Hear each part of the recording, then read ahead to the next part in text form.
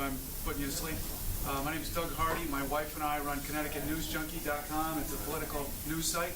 We've been up for 10 years. We didn't make a penny for 5. We started making money right after we started an email blast. And I'm sure just about everybody is already doing that. We have separate publications by email that we sell advertising in. We have a display on the site. About 4 years ago, we realized that we were getting ad buys that we could spread the wealth around that we didn't have enough reach for. So we actually launched our own in-state network called the Independent Media Network. That worked fine for a while, and then we saw the global ad exchanges sort of take over, and those clients that were buying impressions by the million didn't come to us anymore. So we kind of pivoted, and the Independent Media Network became an ad buying. We still try and sell for our members, but we're actually more of a service provider for them now and a business incubator. But the reality is just like Jay said, we're trying to be nimble. We're trying to change up everything we're doing as needed. And so today I'm going to talk a little bit about some of the targeting tools that are available. Some folks are probably familiar with these, some folks aren't. But we are always trying to combine those targeting technologies with our own products. And so if we're going to sell a display ad, we've got a certain amount of reach. The client may want more reach. So one of the best tools you can have for that is remarketing. So basically, we had a one-dimensional portfolio of revenue producing tools, display advertising. We did fine on that for quite a while, but we're a pretty small deal. My wife and I we split like one salary, and she still has a second job that we're hoping to get rid of this year. And we had like a full-time reporter who was really a contractor, but he went up to the Capitol every day for 4 years, and he just left. He got a job as a prison guard. Not really sure if we drove him to that. Yeah. No, but so we're in the process of changing. We just had a baby as well, so like a lot of this creative effort and energy is tough to come by for everybody. So we get that. But in the process of learning these advertising tools, the remarketing thing really struck me as a good thing to help small publications increase their reach. A lot of businesses want more reach than most of us can provide with simple display. So augment your traffic. Sell them a display ad, but give them another 100,000 impressions targeted to just in the community. On the global exchange, you can target by zip code, you can target by neighborhood now. You can target by party affiliation. I mean, and for us as a political site, this stuff was gold. This last year, we started selling ad campaigns to state Senate candidates and statewide candidates, targeting their party of choice, plus the independents in the areas that they knew people knew them, or statewide. So we actually targeted the Republican who challenged, was hoping to win the seat that Ted Kennedy Jr. won. He was one of our clients, and I think we didn't lead him to believe that he was going to beat Ted Kennedy, but he actually had a really powerful campaign. We targeted pre-roll video to people in a state Senate district and got 300,000 views of that video in about 3.5 days. And those pre-rolls are coming up everywhere there's video on the internet. It's 15 to 30 seconds. I think he had 2 different videos that were 15 seconds. And he got 300,000 views, in a very short time. So he went from very little recognition at all to having a video on the local TV affiliate websites before their news stories. So it's a pretty powerful thing. We did that through Semcasting as one of the vendors. But in terms of retargeting your audience, and we'll get more into targeting in a second, but in terms of retargeting your audience, does anybody not know how remarketing works? Because it's a little wonky. Okay, we'll go into it then. Remarketing is when you have a cookie on your site. Anybody that visits your site gets a browser cookie. So from there on out, that's one of your cookies. And you can set an ad campaign to follow those readers around. And it's pretty simple. Amazon's the best example, but I didn't happen to have a good screen grab, so I saw this Elio. There's this weird car brand coming out called Elio, and I visited the site, and about 10 minutes later I visited another site, and there's their ads. So it's, it's banner follows the person, but those are, so if that was on my site, when we have a cookie for a particular ad campaign, my readers, my influential political readers, are going to keep seeing that ad for a little while longer. And there's a saturation point. I think Amazon probably knows. If you've ever looked at a pair of shoes or a book, you get like 10 or 15 versions of that ad on the next 5 sites that you go to. But it'll drive them crazy after a while. So you have to find that saturation point. And I think, if you can cap it on various vendors, will let you cap this stuff at 10 impressions per user or something like that. And that's pretty effective. Let's see. So, I didn't, at the time, when we first started using it, I didn't know how it was going to work, but we just dropped the code onto the site, and we checked back in a few months, and we have about 45,000 unique visitors per month, which is not a giant number by any means, but next thing you know, we had 500,000 cookies out there. And so that meant our 150,000 page views a month could now kind of go unlimited. In terms of audience, perspective thing, and I think Dylan has mentioned this before, and it's a different way of thinking about it. The amount of traffic available is everybody's web traffic in your town. I mean, they're visiting thousands and thousands and thousands of websites per day. And so remarketing opens up that traffic. So if you've got 30,000 page views a month or something like that, and you want to sell your campaigns in a round number like 100,000 impressions, you can add remarketing, and you can price it so that it works. Let's see. So I created a calculator, and it's up on the Bitly document, the Google Doc, so you can download it. And I'll just use an example here. So if you're selling, you may not be selling by CPM, but just ignore that for now, because you can break down your rate into a CPM. We can do that later. But let's say you're selling at $5 per thousand. Your salesperson is selling at 20% commission. You want to do a 3-month campaign at full visibility on your site, so that's $90,000. Your sales commission comes out to $90. You clear $360. You want to extend that reach to $100,000 a month. So you add the $210,000. Your remarketing price is going to be $1 per thousand down here. All right. So and you sell that at 4. Basically, you end up.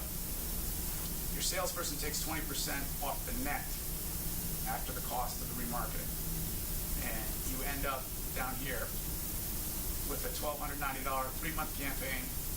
And a little bit more impact regional, more impact for the client. All right, so, and your margin is still pretty good. And if you're only trying to make like 300, if you need to make $300 per ad deal, but your clients still want more reach, I mean, this is a way to do it. You price it in such a way so your margin, is good. And there's a lot of data as well. So most of your clients probably don't necessarily need all that, but you can provide them with reporting depending on which vendor. So you can tinker with this. You can download it and tinker with it. It's easy to use.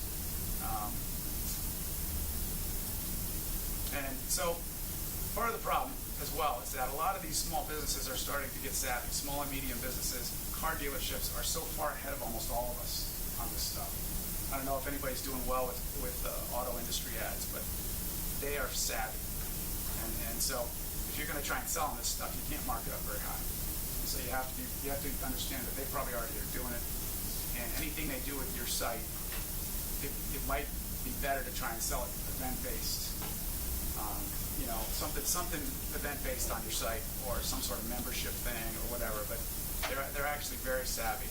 And at least in Connecticut, the publishers, the newspaper publishers, I go to the Auto Dealers Association meeting every year, and it's like the newspaper publishers are just angrier and angrier, and they're all cornered, and they're almost critical. They're almost angry. You can tell them in their body language that they're not getting the business they used to. And those auto dealers, you go to their website. Go ahead. Oh, yeah. Left on the podium. I was just gonna say, Sorry.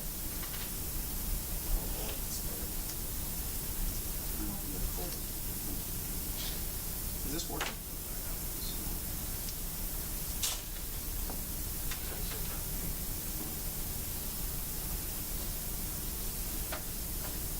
So the way into those car dealers is one, having their inventory on your site, and that's what we've done in our market is we have the inventory of all the car dealers.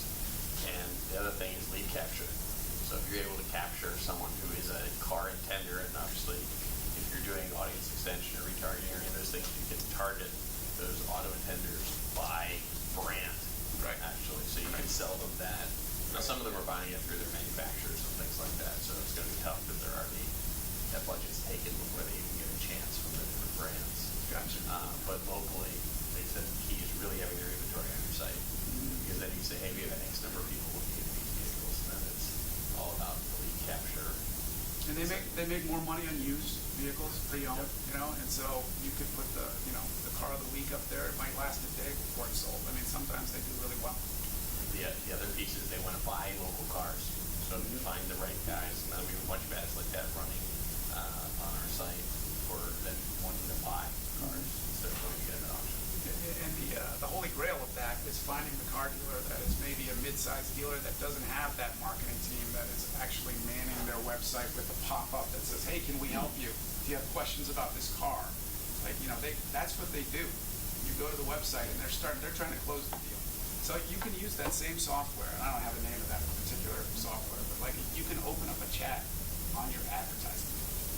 And that could be very helpful. I haven't actually done that, but I've seen, I buy stuff. They get me, so I know it works. Let's see here. So anyway, that calculator is available. I would stick to, on big buys, I would stick to a 20% markup because, again, they can go to Google on their own. They don't need to pay 5 times the rate on the global exchange just because they're buying it through you. You should increase your own, you sell your impressions at your rate and sell the remarketing impressions at a reasonable rate on that marketplace. And it brings down your overall cost per thousand, okay? I don't know if that makes sense, but your effective cost per thousand on this campaign down here is $4.30 per thousand. And let's see, what if we bump this up, your rate on your impressions up to 15, which is probably closer to, I can't edit that. Okay, so if it's like $10, it's going to end up being about $7.50. I'm going to read only. Here we go. Sorry. But this is a thing that I use all the time to come up with a reasonable rate and a reasonable package. I use this spreadsheet all the time. There's probably a way to set it up in your CRM or something. Some of the guys, the people that have been here can probably do that. Some of the people that spoke yesterday. So you end up with like $7.30. That's still better than $15 per thousand. And even if the buy isn't that big, they hate that. They hate hearing, I got to pay $15 per thousand. What's that going to get me? So you want to be closer. I hate this too, but you want to be closer to what the Googles are offering. At least something below $10 per thousand. It sucks, but it started. Independent Media Network was selling 5 or 6 campaigns a year. I don't know, $12,000 or $15,000 campaigns, and like overnight, we just started hearing. Actually, we're doing that through Google. Thanks. And I'll be honest with you, Google is not even that good. There's actually better vendors now.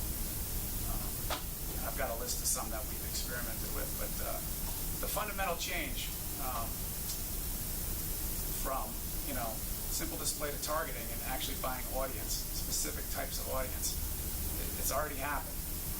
So you can either ignore it at your peril, or you can try it and try to sort of start transitioning, to a model that still supports you, but also gives those tools, gives your client the availability of those tools.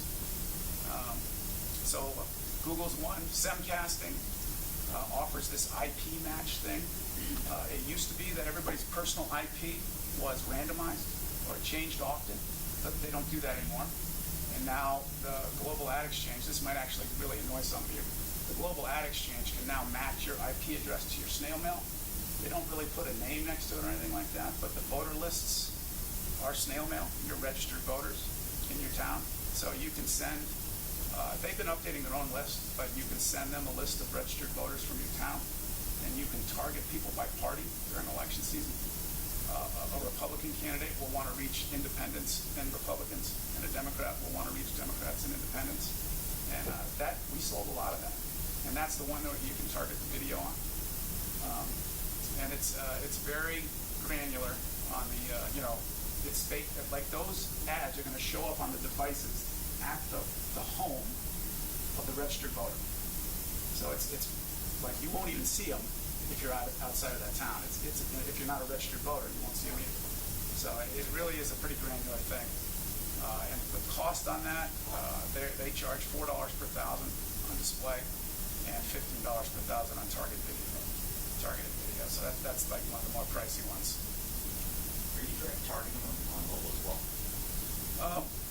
You can, you can run mobile campaigns through all of these things, and so we always, we ask for mobile sizes too. But you're able to directly pinpoint. Some of these guys can do it. I haven't specifically done mobile. I think I know what you're talking about. That's something that Is that right? That's good. Yeah. So that's powerful. You have the back end for registration. Interesting. All right. I'm not sure which one of these vendors might do that, and they might not. So, Site Scout is the one we've actually settled on. We really like it. You can target, rather than target by the address, which costs more because there's a programming component to it. You can target by party just in a given district.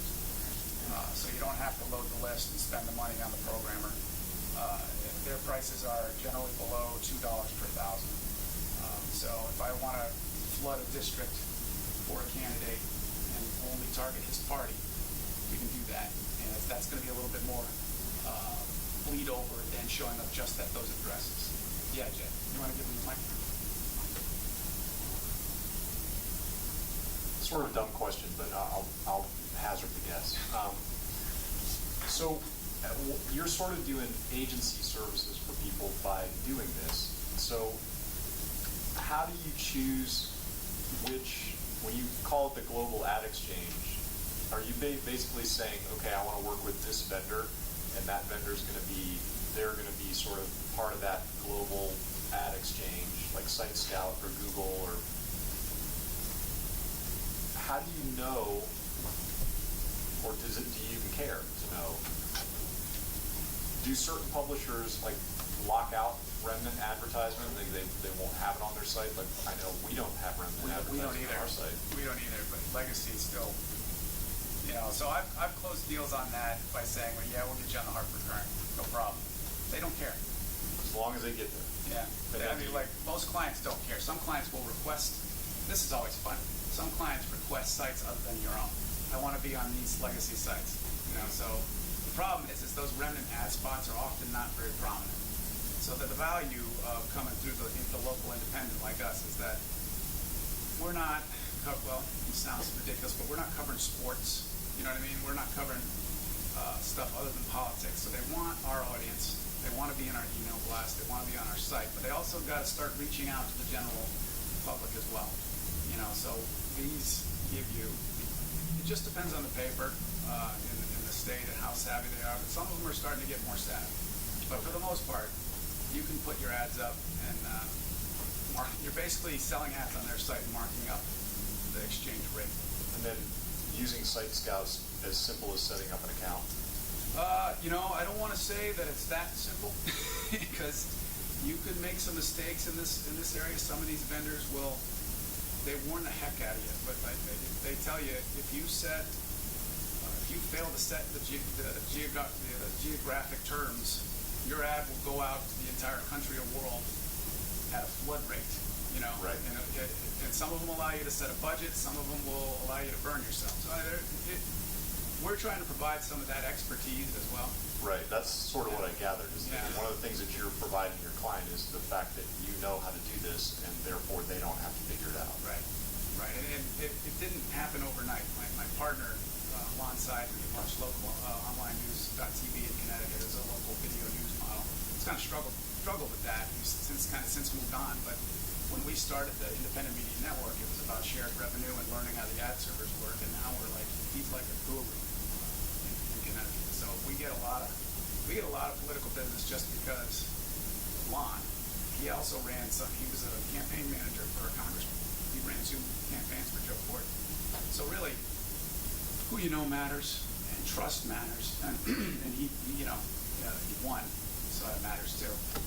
But the Democrats do come to him often before they even talk to us, and we're the publisher of the site, the key site, but they want to be on our site, but they also want Lon's expertise. So it takes a little while to learn this stuff. There are mistakes. Our ad rep for the Independent Media Network set up a campaign that blew through some money by accident because it was going out to Canada as well as Connecticut, and it wasn't a fortune, but you got to be careful. Any more questions on that? Targeting? But if you have elections and you cover them, targeting by party will close deals. It is a good thing. And you can self-search. So locally, you have a lot of clients that may not want display. Search advertising is another thing. It's basically you put a budget in, and it burns through the budget by the click, and you set the rate. So if you want to be visible at the very top of the search results, if your client wants to be visible, they have to bid higher than anybody else on that keyword. So if the word if we had a dentist client and we bid, on about 40 different keywords, we set bids between $4 and $12, and he went from one, visible search result on the front page, the first page of results, to like 4. And it took about 3 times longer to burn through that budget than we thought it would, because he only wanted his town. And almost every one of his clients are right there in his zip code. And that's how powerful Google is. Those search results are based on zip codes. So that really worked out for him. Some of them won't need it, but like dentists often buy cookie cutter websites that are really well optimized already. Plumbers don't.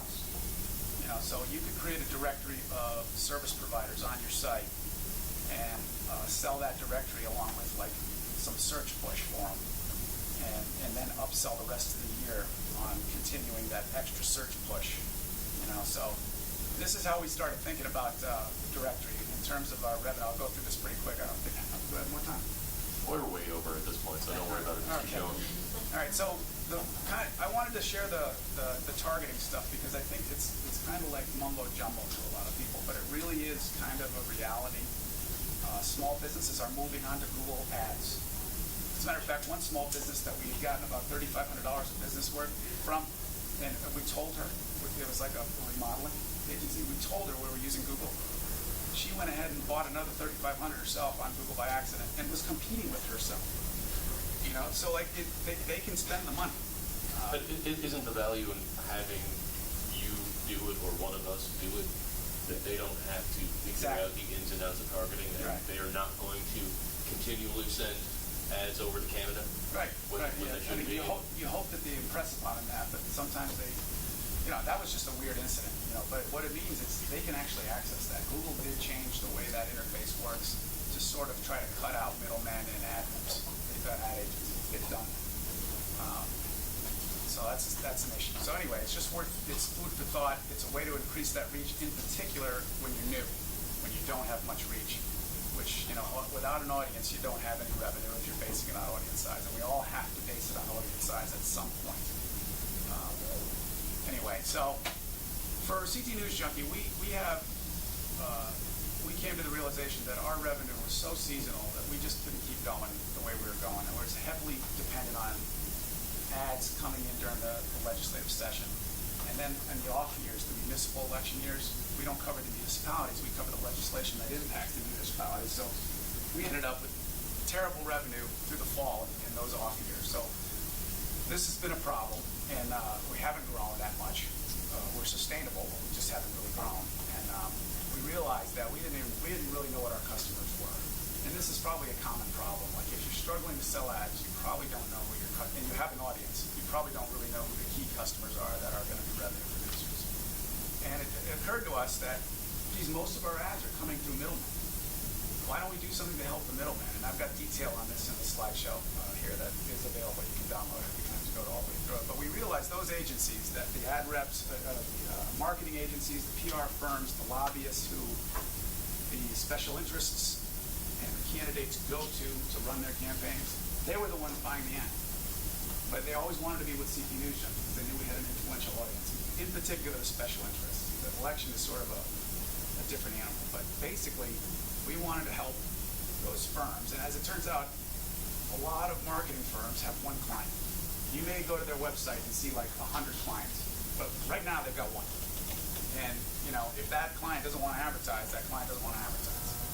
So we wanted to get the relationship, we wanted to build the relationship because in many cases they talk to us once a year. They buy an ad, they send me an email and they buy an ad. The transaction happens, and that's the only communication that really happens. So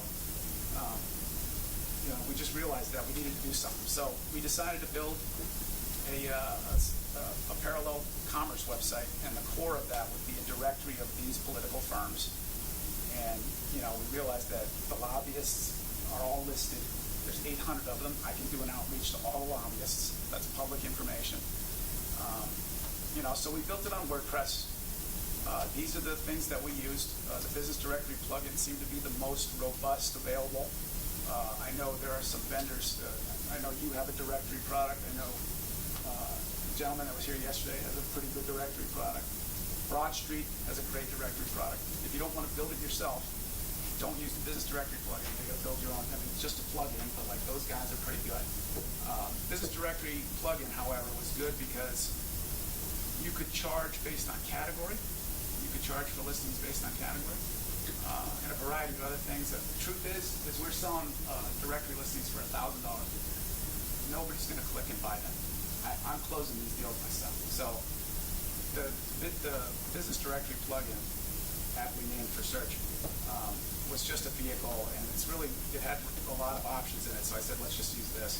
We combined it with Gravity Forms, and around that main core product, we put the events calendar and a jobs listing. And Modern Tribes Events, if you don't know, allows you to set up it'll import Facebook events for a given organization automatically. So that saves you a lot of work. But we spent probably $1,200 building a site or something like that. It wasn't that bad. And I got 8 clients this year. And along with that, and the pricing is the key, because if it's just a directory that they buy onto and nothing else happens, lose interest. And like Patch did. Patch went way out of their way to create these local business directories, and they kind of just stopped using them after they did it. They were just leads for display, for overpriced display, really. But so I give them a 25% discount on display.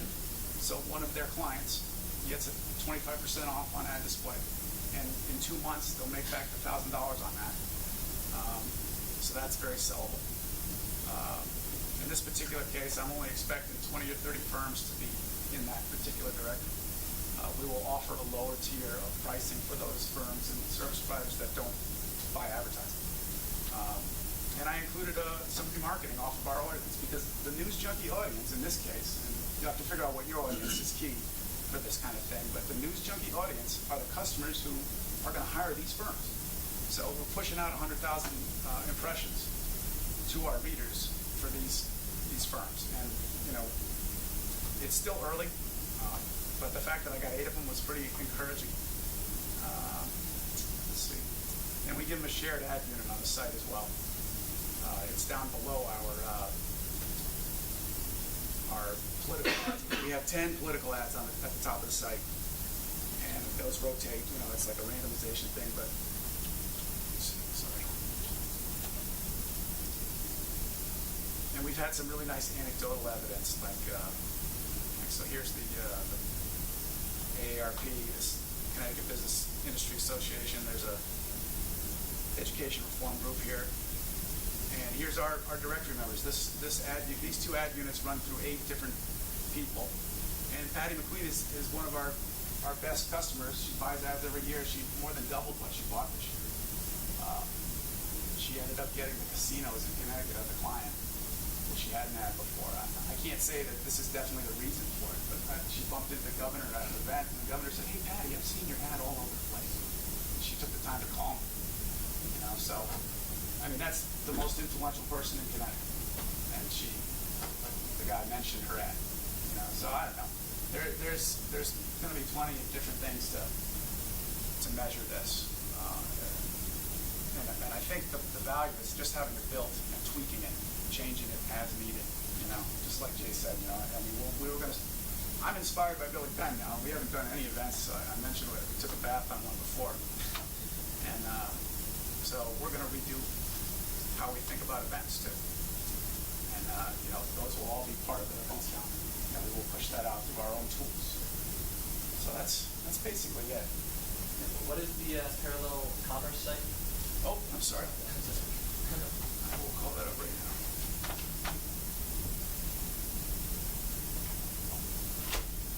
I just built a subdomain, directory.ctnewsjunkie.com. And to be honest, the right-hand column has our ads in it, but they don't need to be there. I just didn't have anything in there. And our current clients haven't been all that active in social media. Some of them are, but they're talking about the Oscars and stuff. You know what I mean? It really wasn't on topic, so I pulled the feed. I had Twitter feeds down there, but that's probably what we're going to do, is have their social media feeds in here, because I don't know how much traffic this section of the websites, this directory is going to get from the people at large. It doesn't need the political ads there. It slows things down, and it's just we already get plenty of traffic on those on the website. And then one cool thing that so if you see this Penavox ad or image, so when like a newspaper designer, I figured, let's do a horizontal ad that really fills up that directory listing space. And then I realized, why would I make them make a second ad size? So I've been telling them, just do a 300 by 250, and this will be the ad we use. So it doubles up. Here's what one of the listings looks like. There's tags and categories, and there's Google Map. So there's some recognition of the brand that way by using their ad as a logo. Go ahead.